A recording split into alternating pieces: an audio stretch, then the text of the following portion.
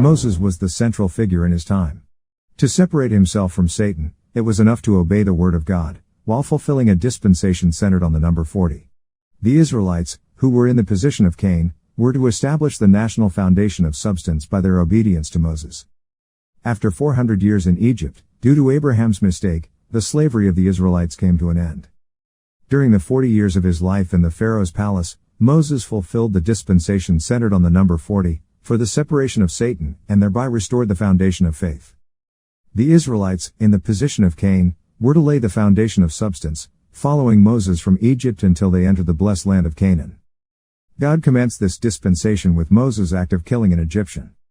But, the Israelites publicly accused him of murdering the Egyptian, so much so, that Pharaoh thought of murdering Moses.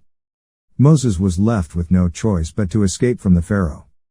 The foundation of substance was shattered, and the Israelites' course to restore Canaan under the leadership of Moses would be repeated a second and eventually a third time.